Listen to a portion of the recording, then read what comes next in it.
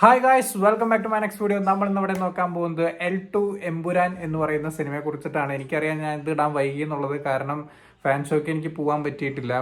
ഞാൻ ഉച്ചയ്ക്ക് 1 മണിക്ക് പെരിങ്ങോട്ടുകര ദേവേന്ന് കാണാനാണ് ഞാൻ തീരുമാനിച്ചത്. കാരണം എന്താണെന്ന് വെച്ച് കഴിഞ്ഞാൽ എൻ്റെ വർക്ക് കഴിഞ്ഞിട്ട് പിന്നെ നല്ലൊരു സ്ക്രീനിൽ ഷോർട്ട് ടൈം ഉള്ളത് പെരിങ്ങോട്ടുകര ദേവയിലാണ്. കാരണം സൗണ്ടിങ്ങിൻ്റെ കാര്യത്തിലൊക്കെ ആ ഒരു തിയേറ്ററിനെ വെല്ലാൻ ഒരു തിയേറ്ററും ഇന്നത്തെ കണ്ടീഷനിൽ ഇവിടെ എവിടെയില്ല. അപ്പോൾ തളിക്കുളം കാർത്തിക പുതിയതായിട്ട് റിലീസ് ചെയ്തിട്ടുണ്ട്. ഞാൻ എന്തായാലും അവിടെയും ബുക്ക് ചെയ്തിട്ടുണ്ട്, അവിടെയും കൂടി പോയി എന്തായാലും കാണും. കാരണം എന്താണെന്ന് വെച്ചാൽ സൗണ്ടിങ്ങിന് പ്രാധാന്യം ഈ സിനിമയ്ക്കുണ്ട്. ദീപക് ദേവ് ആണ് മ്യൂസിക് കൊടുത്തിരിക്കുന്നത്. സോ അതുകൊണ്ട് തന്നെ വളരെ ഒരു മൈന്യൂട്ടായിട്ടുള്ള കാര്യങ്ങൾ പോലും ശ്രദ്ധിക്കാനുള്ളത് ഉള്ളതുകൊണ്ട് ഞാൻ ദേവയിൽ തന്നെ പോയി കാണാനാണ് തീരുമാനിച്ചത്. സോ അതിന്റെ ഒരു ബെനിഫിറ്റ് എനിക്ക് തീർച്ചയായിട്ടും കിട്ടിയെന്നുള്ളതാണ്. ഞാൻ 1 മണിയുടെ ഷോയ്ക്കാണ് കയറിയത്. സാധാരണ എനിക്ക് സ്പോയിലർ ഒന്നും കാണാനും കേൾക്കാൻ താല്പര്യമില്ലാത്ത വ്യക്തിയാണ് ഞാൻ.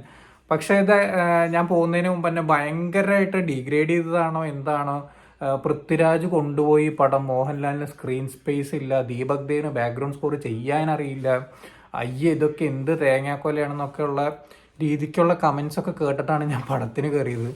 ഞാനിങ്ങനെ ആലോചിച്ചു, ഞാൻ കണ്ട സിനിമയൊന്നല്ല ഇവർ കണ്ടതെന്നുള്ളത് ആലോചിച്ചു. ഇവർ എന്താണ് ഈ ഒരു സിനിമയ്ക്കകത്ത് പ്രതീക്ഷിച്ചതെന്ന് പോലും എനിക്ക് മനസ്സിലാവുന്നില്ല. കുറെ ആൾക്കാർ പറയണ കേട്ടു സെക്കൻഡ് ഹാഫ് തീ സാധനം, ഫസ്റ്റ് ഹാഫ് വളരെ ലാഗ് അടിപ്പിച്ചു എന്നൊക്കെ പറയുന്നത് കേട്ടു. ശരിയാണ്, ഫസ്റ്റ് ഹാഫ് 1.5 മണിക്കൂറുണ്ട് ഈ ഒരു സിനിമയ്ക്കകത്ത്.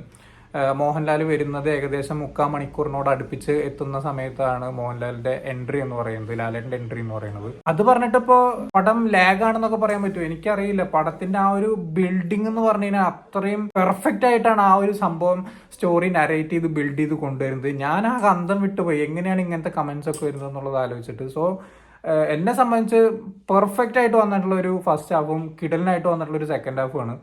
പിന്നെ കുറേ പേര് പറഞ്ഞു പൃഥ്വിരാജിനാണ് കൂടുതൽ സ്കോർ ചെയ്യാനുള്ളത്, അപ്പടിയാണ് ഇപ്പടിയാണെന്നൊക്കെ പറയുന്നുണ്ട്. പക്ഷേ പൃഥ്വിരാജ് സ്കോർ ചെയ്യുന്ന സീനുണ്ട്, ഇല്ല എന്ന് ഞാൻ പറയുന്നില്ല. പക്ഷെ അതിനൊക്കെ മുകളിൽ മോഹൻലാലിന്റെ ഡയലോഗ് അതിനപ്പുറത്ത് കവച്ച് വെക്കുന്നുണ്ട്. അതെന്താണെന്നുള്ളതൊക്കെ നിങ്ങൾ പടം കാണുന്ന സമയത്ത് മനസ്സിലാവും, എസ്പെഷ്യലി ക്ലൈമാക്സിനകത്ത്. ഈ പടത്തിനകത്ത് സ്പോയിലറായിട്ട് ഞാനൊന്നും പറയാൻ ആഗ്രഹിക്കണമൊന്നുമില്ല, പക്ഷെ എന്നാലും കുറച്ച് ഡീറ്റെയിൽഡ് ആയിട്ട് കുറച്ച് കാര്യങ്ങൾ എനിക്ക് പറയാനുണ്ട്. ഒന്നാമത്തെ കാര്യം, ഇതിൽ ഉപയോഗിച്ചിട്ടുള്ള സ്ഫോടനങ്ങൾ സൂപ്പറായിട്ട് വർക്ക് ചെയ്തിട്ടുണ്ട് എന്നുള്ളതാണ് എനിക്ക് തോന്നിയിട്ടുള്ളത്. അതിന് ഏറ്റവും വലിയൊരു ഉദാഹരണം ഇതിന്റെ സിനിമോട്ടോഗ്രാഫർ സുജിത് വാസുദേവ് പറഞ്ഞിട്ടുണ്ടായിരുന്നു. എന്തിനാണ് ഇത് റിയലായിട്ട് ഇങ്ങനെ ബ്ലാസ്റ്റ് ചെയ്യാനുള്ള കാരണം എന്നുള്ളത് ചോദിച്ചപ്പോൾ പറഞ്ഞൊരു ഉത്തരമാണ്, നിങ്ങൾ റിയലായിട്ട് ബ്ലാസ്റ്റ് ചെയ്യുന്ന സമയത്ത് ഇതിൽ മണൽത്തരികൾ തെറിക്കുന്നതാണെങ്കിലും ചുറ്റുപാടും സൃഷ്ടിക്കുന്ന ആ ഒരു മൈന്യൂട്ട് പോയിന്റ് പോലും ഈ ഒറിജിനലായിട്ട് ഉണ്ടാക്കുന്ന സമയത്ത് നമുക്ക് ഒറിജിനലി ഫീല് കിട്ടണമെന്നുണ്ടെങ്കിൽ ഒറിജിനലായിട്ട് പൊട്ടിച്ചാൽ തന്നെ പറ്റുള്ളൂ. അല്ലാണ്ട് കുറേ CGI വാരി വതറിക്കഴിഞ്ഞാലൊന്നും വലിയ കാര്യമായിട്ട് പറ്റുന്നുള്ളത് തോന്നുന്നില്ല. അല്ലെങ്കിൽ അത്രയും പ്രഗത്ഭരായിട്ടുള്ള CGI വർക്കേഴ്സ് ഉണ്ടാവണം നമുക്ക് അതൊന്നുമില്ല.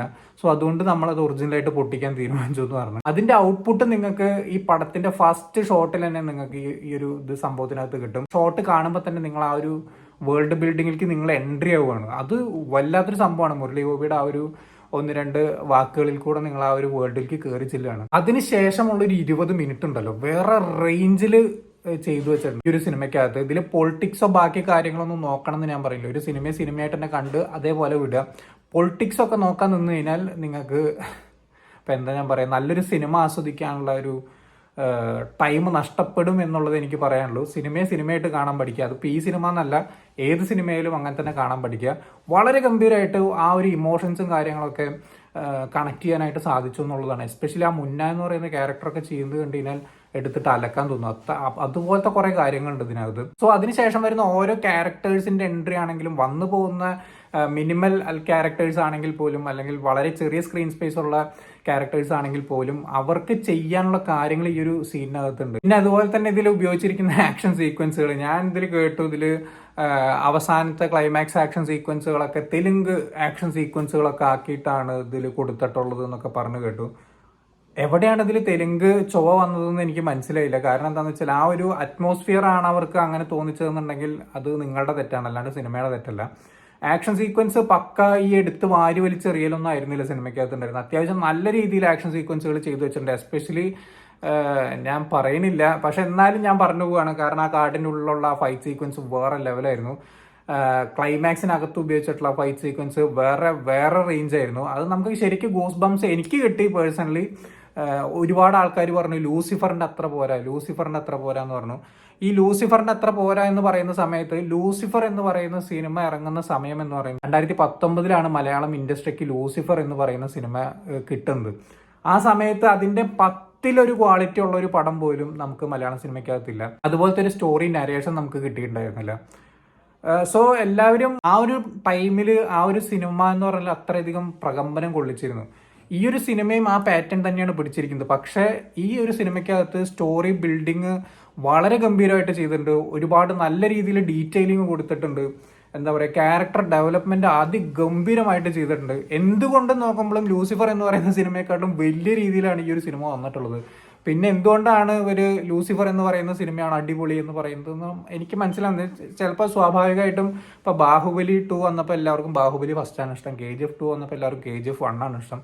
സോ മേ ബി അങ്ങനെ ആയിരിക്കാം ഉദ്ദേശിച്ചത്, എനിക്കറിയില്ല. പക്ഷേ എന്നെ സംബന്ധിച്ച് എമ്പുരാൻ എന്ന് പറയുന്ന ഈ ഒരു സിനിമ വേറെ റേഞ്ചിൽ മലയാളം സിനിമയ്ക്ക് സ്വപ്നം കാണാൻ പറ്റില്ല ഇന്നത്തെ കാലത്ത് ഈ ഒരു ക്വാളിറ്റിയിൽ അല്ലെങ്കിൽ ഈ ഒരു സ്റ്റോറി നരേഷനിൽ ഒരു സിനിമ എന്ന് പറയുന്നത്. കാരണം ഇന്റർനാഷണൽ ലെവലിലാണ് കഥ പോകുന്നതും അതിൻ്റെ മേക്കിംഗ് ക്വാളിറ്റി എന്ന് പറയുന്നതൊക്കെ വേറെ റേഞ്ചിലാണ്. ഇതിൽ പൃഥ്വിരാജിൻ്റെ ക്യാരക്ടറിൻ്റെ ആ ഒരു ക്യാരക്ടർ ഡെവലപ്മെന്റ്സ് കാണിക്കുന്നുണ്ട്. പറഞ്ഞു പോകാനാണെങ്കിൽ ഒരുപാട് പറയാനുണ്ട്. അതുപോലെ തന്നെ ഇതിൽ മഞ്ജുവാരുടെ ക്യാരക്ടറിന്റെ ഡെവലപ്മെന്റ്, സാനി അയ്യപ്പന്റെ ക്യാരക്ടറിന്റെ ഡെവലപ്മെന്റ്, നമ്മുടെ ടോവിനോന്റെ ക്യാരക്ടറിന്റെ ഡെവലപ്മെന്റ് അടിപൊളിയായിരുന്നു. പിന്നെ പറയാനുള്ളത് ദീപക് ദേവിന്റെ സ്കോറിംഗ് ആണ് കേട്ടോ. ദീപക് ദേവിന്റെ സ്കോറിങ്ങിനെ കുറിച്ച് പറയുന്നതിന് മുമ്പ് ഇതിൽ നമ്മുടെ വില്ലനായിട്ട് വന്നിട്ടുള്ള ആ ഒരു ബജ്രംഗി എന്ന് പറയുന്ന ഒരു ക്യാരക്ടർ ഇതിനകത്തുണ്ട്. എൻ്റെ മോനെ വേറെ റേഞ്ച്. എനിക്ക് ഇതിനു മുമ്പ് ഇങ്ങേരുടെ ഏറ്റവും ഇഷ്ടപ്പെട്ട ഒരു ക്യാരക്ടർ എന്ന് പറയുന്നത് തലൈവ എന്ന് പറയുന്ന സിനിമയിൽ വിജയുടെ പടത്തിലെ വില്ലൻ ക്യാരക്ടർ ഭീമ എന്ന് പറയുന്ന ക്യാരക്ടർ, അങ്ങനെ എന്തോ ആണ് ആ ക്യാരക്ടറിൻ്റെ പേര് ആ സിനിമയ്ക്കകത്ത്. അതിലുള്ള ആ ഒരു ക്യാരക്ടർ ഉണ്ടല്ലോ, അത് അങ്ങനെ ചെയ്തു വെച്ചിരിക്കുന്നത് വേറെ ലെവലാണ്. ആ ഒരു ടൈപ്പിലുള്ള കുറച്ച് സാധനങ്ങൾ അങ്ങനെ ചെയ്യാൻ ഗംഭീരമായിട്ടുള്ള ഒരു നടനാണ്. ഇതിനകത്തേക്ക് വരുന്ന സമയത്ത് ദീപക് ദേവ് ഒരു സാധനം ഇങ്ങനെ ഒരു സ്റ്റേജിന്റെ മുകളിലേക്ക് നടന്നു വരികയാണ്. ഇങ്ങേർക്കൊരു സ്കോർ ഇട്ട് കൊടുത്തിട്ടുണ്ട്. എൻ്റെ മോനെ വേറെ റേഞ്ച് സാധനമായിരുന്നു. എത്ര പേര് ശ്രദ്ധിച്ചിട്ടുണ്ടാവും എന്ന് എനിക്കറിയില്ല.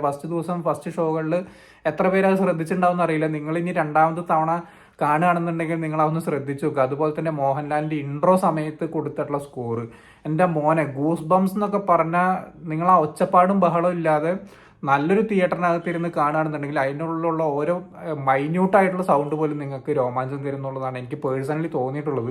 ഞാൻ കുറേ ആഗ്രഹിച്ചു ആ ഒരു സാധനം ഇവർ എൻ ക്രെഡിറ്റിൽ പേരെഴുതി കാണിക്കുമ്പോൾ ഇടുന്നുള്ളത്. പക്ഷെ അവന്മാരത് ചെയ്തില്ല. അത് ഭയങ്കര മിസ്സായി പോയി. എനിക്ക് ഒരു തവണയും കൂടി കേട്ടാൽ കൊള്ളാമെന്നുണ്ട്. അത്രയും ഗംഭീരമായിട്ടുള്ളൊരു സൗണ്ട് ക്വാളിറ്റിയിൽ ഇരുന്നുണ്ട്.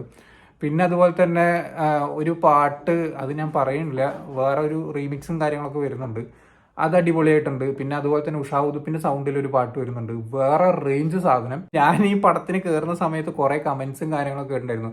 ദീപക് ദേവിനൊക്കെ പകരം വേറെ ആർക്കെങ്കിലും ഈ സംഭവം ഏൽപ്പിക്കണമായിരുന്നു. ദീപക് ദേവിന് പണിയെടുക്കാൻ അറിയില്ല, ദീപക് ദേവ് നിർത്തി പോണം, അപ്പടി ഇപ്പടി എന്നൊക്കെ പറഞ്ഞിട്ട്. മോനെ അവർക്കുള്ള അണ്ണാക്കിലടിയാണ് ഈ ഒരു സാധനം, ഈ ഒരു പടം എന്ന് പറയുന്നത്. നിങ്ങളത് മനസമാധാനമായിട്ടൊരു തിയേറ്ററിൽ നിന്ന്, നല്ല സൗണ്ട് ക്വാളിറ്റി ഉള്ള തിയേറ്ററിൽ നിന്ന് കേട്ട് നോക്കുക, എന്നിട്ട് സംസാരിക്കുക. വേറെ എന്തൊക്കെ പറയണം എന്നുള്ളത് എനിക്കറിയില്ല. ഞാൻ കുറച്ചും കൂടി പറയാൻ നിന്ന് കഴിഞ്ഞാൽ അത് ഒരുപാട് സ്പോയിലറായി പോവും.